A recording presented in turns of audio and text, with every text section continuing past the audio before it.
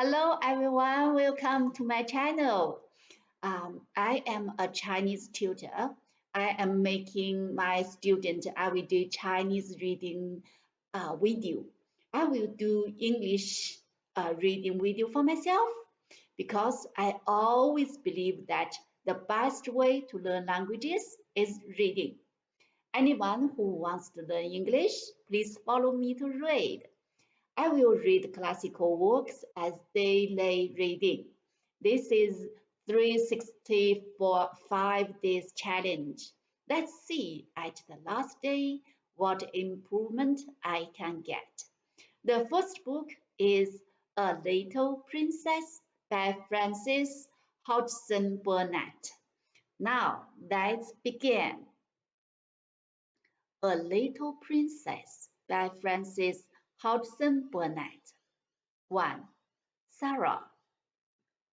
Once on a dark winter's day, when the yellow fog hung so thick and heavy in the streets of London that the lamps were lighted and the shop window blazed with gas as they do at night, an odd-looking little girl sat in a cab with her father and was driven rather slowly through the big thoroughfares.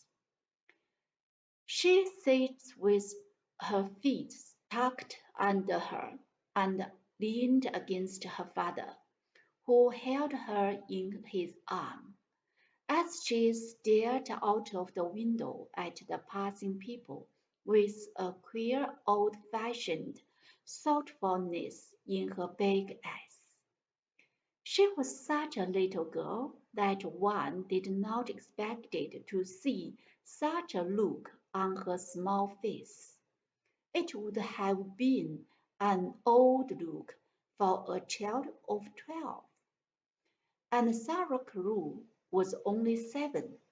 The fact was, however, that she was always dreaming and thinking out things, and could not herself remember any time when she had not been thinking things about grown-up people and the world they belonged to.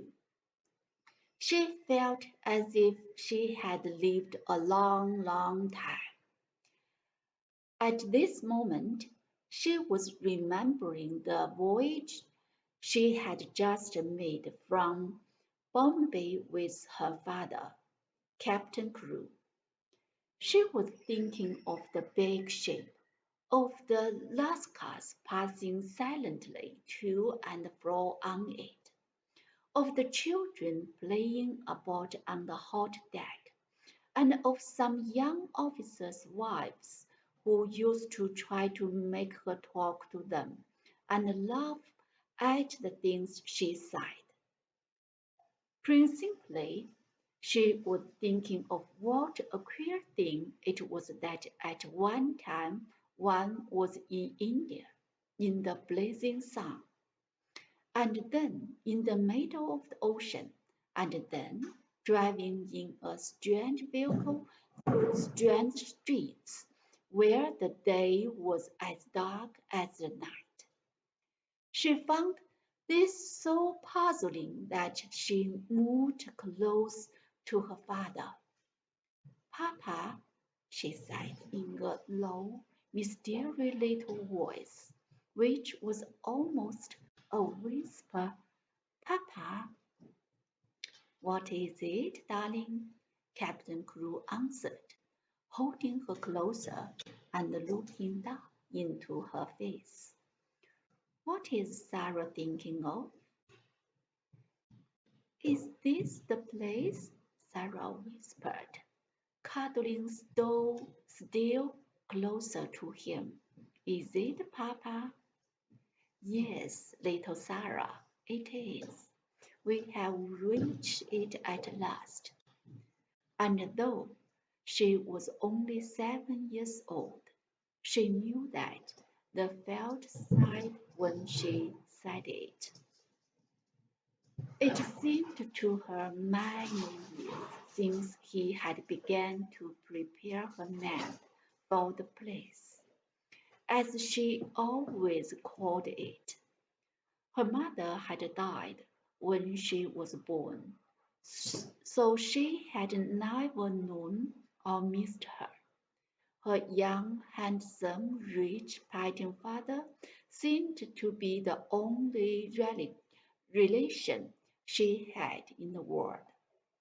They had always played together and been fond of each other. She only knew he was rich because he she had heard people say so when they thought she was not listening. And she had also heard them say that when she grew up, she would be rich too. She did not know all that being rich meant. She had always lived in a beautiful bungalow and had been used to seeing many servants who made salam to her and called her Miss Sab and gave her her own way in everything. She had had toys and pets and an heir who worshipped her, and she had gradually learned that people who were rich had these things. That, however, was all she knew about it. During her short life, only one thing had troubled her, and that thing was the place. She was to be taken to some day. The climate of India was very bad for children, and as soon as possible they were sent away from it, generally to England and to school. She had seen other children to go away, and had heard their fathers and mothers talk about the letters they received from them. She had known that she would be obliged to go also, and though sometimes her father's stories of her voyage and the new country had attracted her, she had been troubled that being thought that he could not stay with her. Could you go to that place with me, Abby? She had asked when she was 12 years old. Could you go to school too? I will help you with your lesson, but you will not have to stay for a very long time, little Sarah.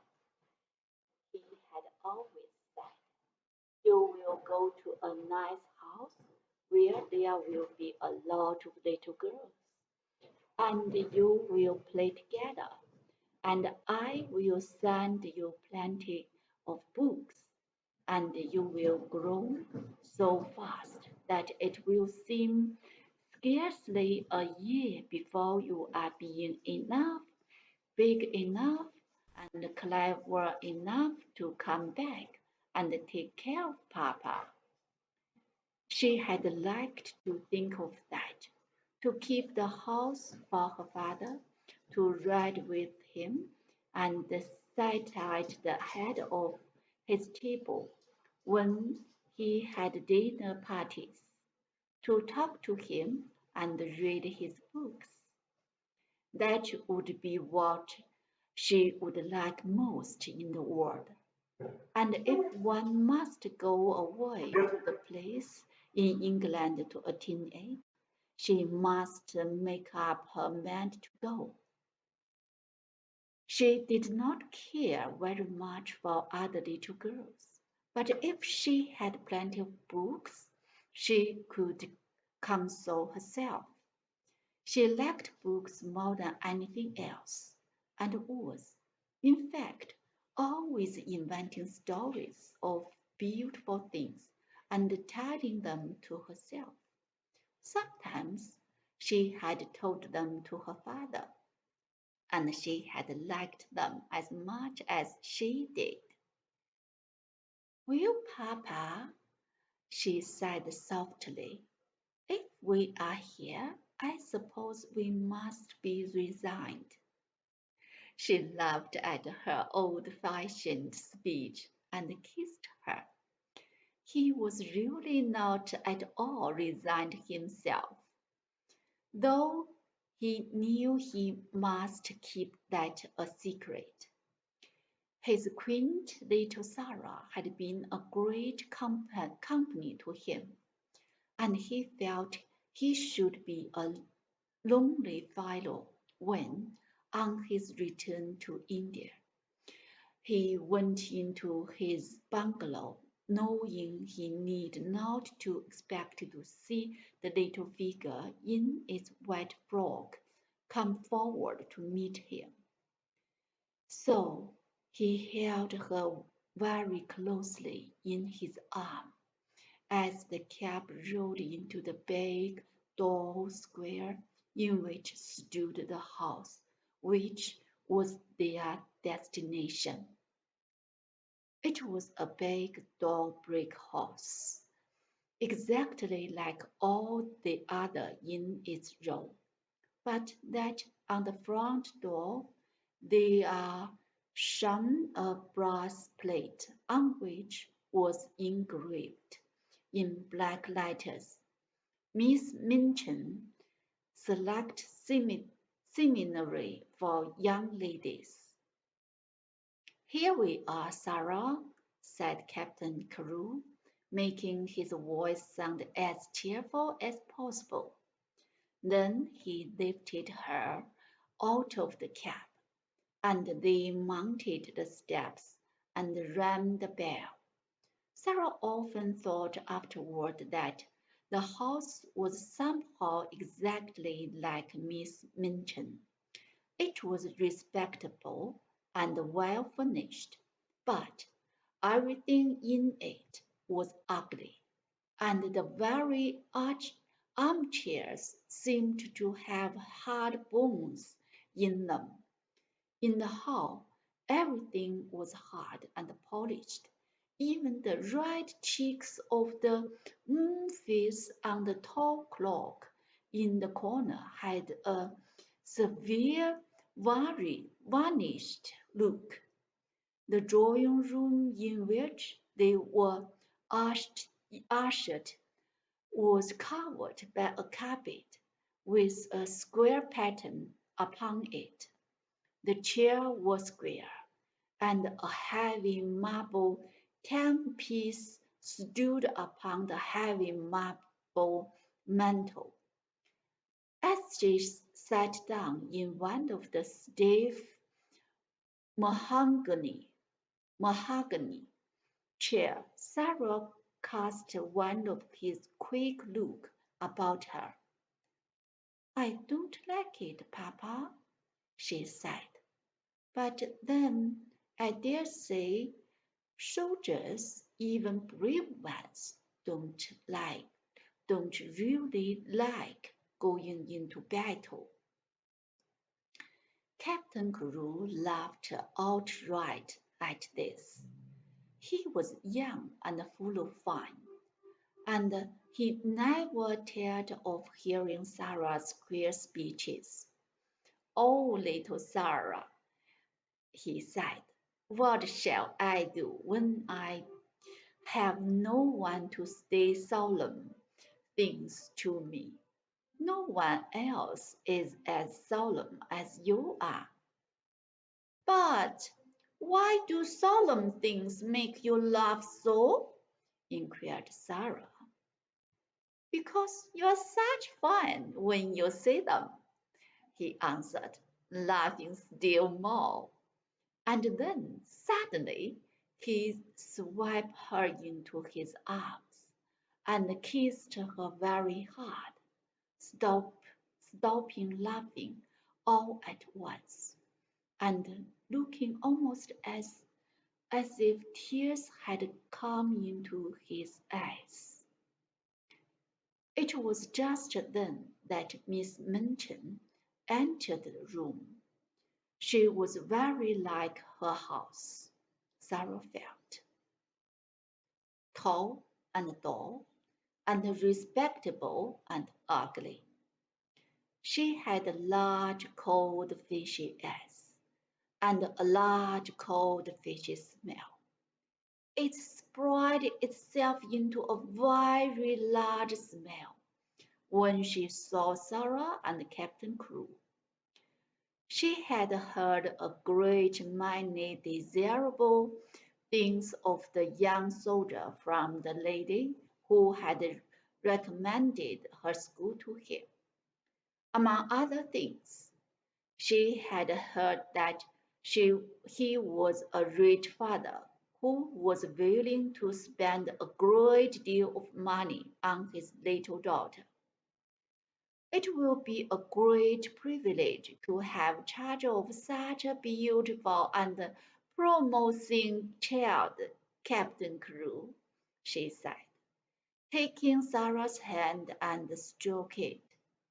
Lady Meredith Lady Meredith had told me of her unusual cleverness, and a clever child is a great treasure in an establishment like mine. Sarah stood quietly, with her eyes fixed upon Miss Minchin's face. She was thinking something odd, as usual. Why does she say I am a beautiful child? She was thinking. I am not beautiful at all. Colonel Granger's little girl, Isabel, is beautiful. She had dimples and rose-colored cheeks and long hair the color of gold. I have short black hair and green eyes, besides which I am a thin child and not fair in the least. I am one of the ugliest children I ever saw. She is beginning with telling a story. She was mistaken, however, in thinking she was an ugly girl. She was not in the least like Isabel Granger, who had been the beauty of the regiment, but she had an odd charm of her own. She was a slim, supple creature, rather tall for her age, and had an intense, attractive little face. Her hair was heavy and quite black, and only curled at the tip.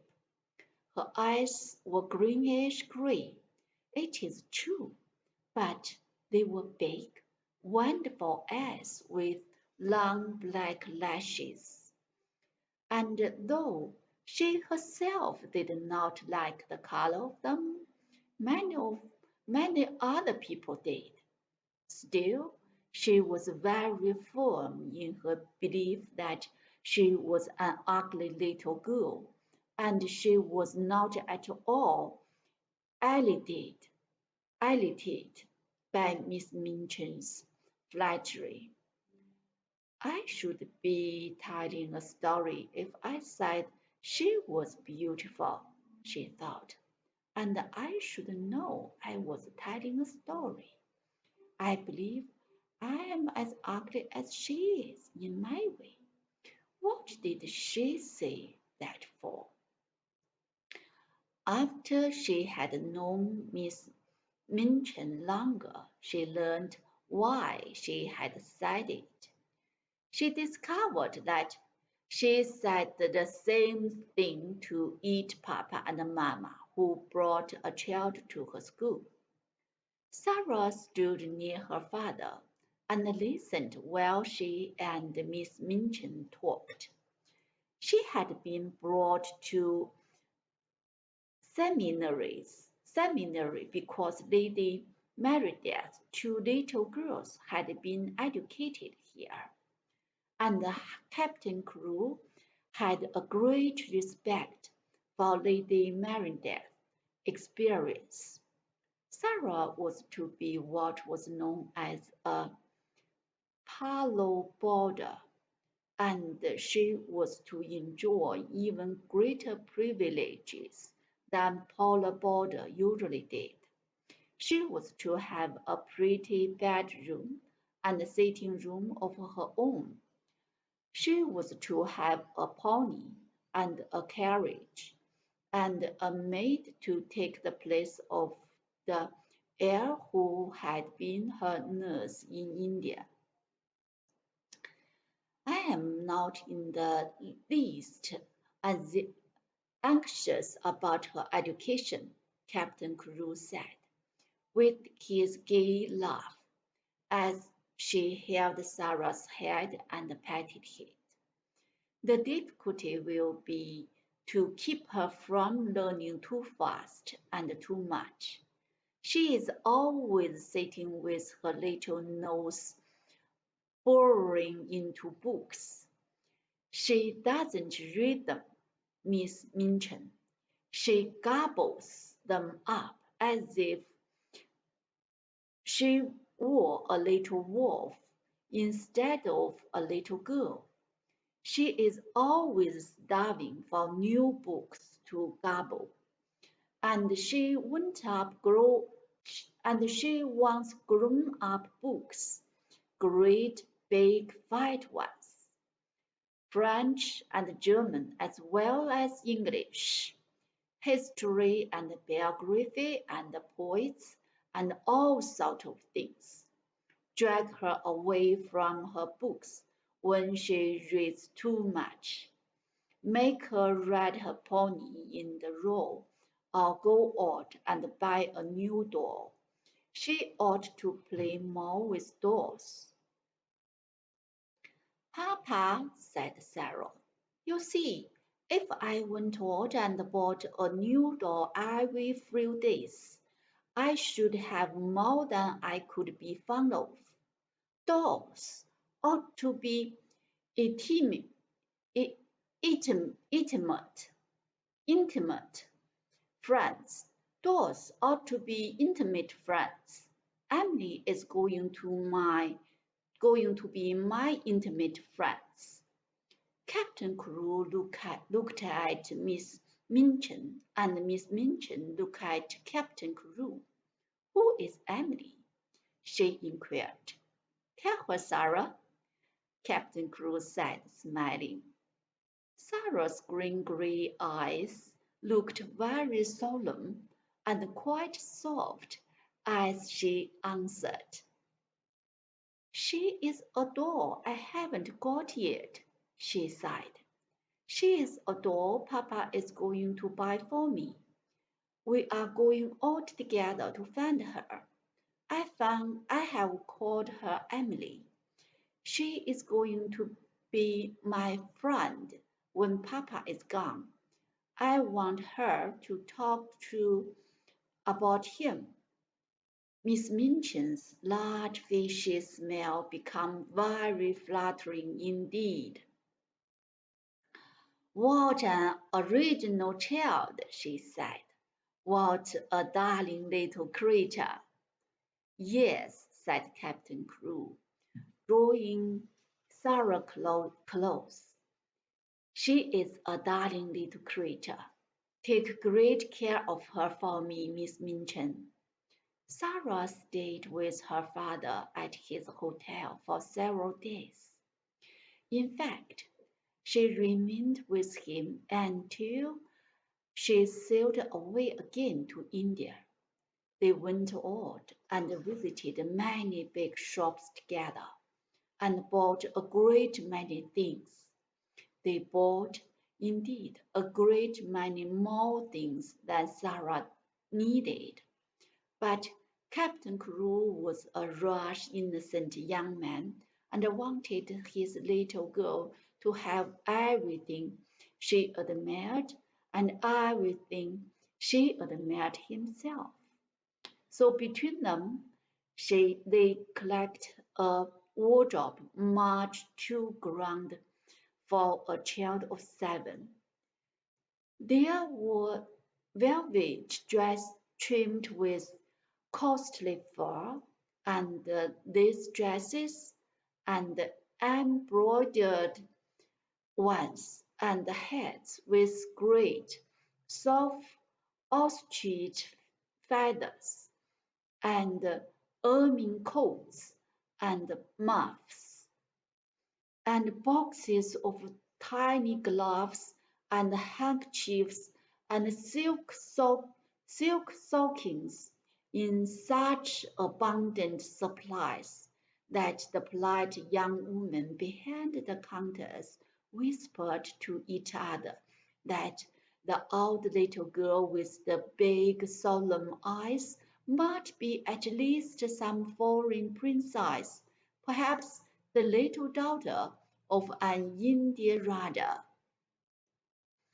And at last they found Emily, but they went to a number of top shop, toy shops and looked at a great many dolls before they discovered her. I want her to look as if she wasn't a doll really, Sarah said. I want her to look as if she listens when I talk to her. The trouble with dolls, Papa, and she put her head on one side and reflected as she said it. The trouble with dolls is that they never seemed to hear, so they looked at big ones and little ones, at dolls with black eyes and dolls with blue, at dolls with brown curls and a doll with golden braids, doll dressed and dolls undressed.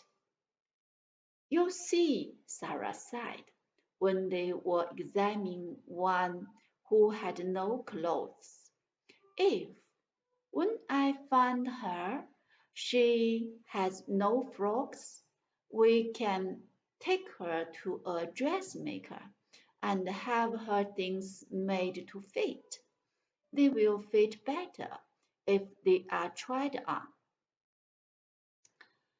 After a number of disappointment, they decided to walk and look in at the shop windows and let the cab follow them. They had passed 2 or 3 places without even going in, when, as they were approaching a shop, which was really not a very large one, Sarah suddenly started and clutched her father's arm. "Oh, Papa!" she cried, "there is Emily!" A flush had risen into her face, and there was an expression in her green eyes, as if she had just recognized someone she was intimate with and fond of. "She is actually waiting there for us," she said. "Let's go in to her." "Dear me," said Captain Carew, "I feel as if we ought to have someone to introduce us." "You must introduce me and I will introduce you," said Sarah. "But I knew her the minute I saw her, so Papa, she knew me too."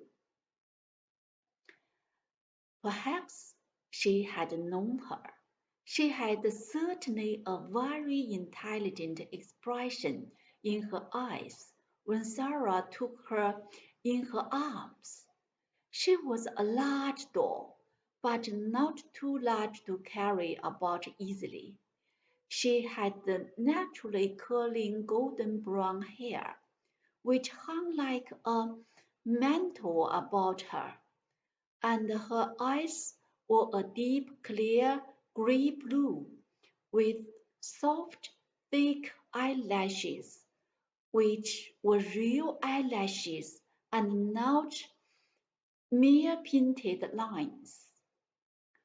"Of course," said Sarah, looking into her face as she held her on her knee. "Of course, Papa, this is Emily." So Emily was bought, and actually taken to a children's outfitter's shop and measured for a wardrobe as grand as grand as Sarah's own.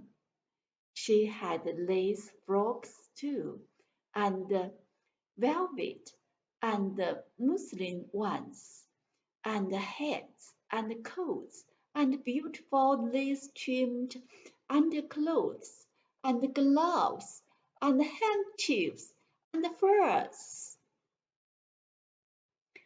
"I should like her always to look as if she was a child with a good mother," said Sarah. "I am her mother, though I am going to make a companion of her." Captain Crewe would really have enjoyed the shopping tremendously, but that a side thought kept tugging at his heart. This all meant that he was going to be separated from his beloved, quaint little comrade.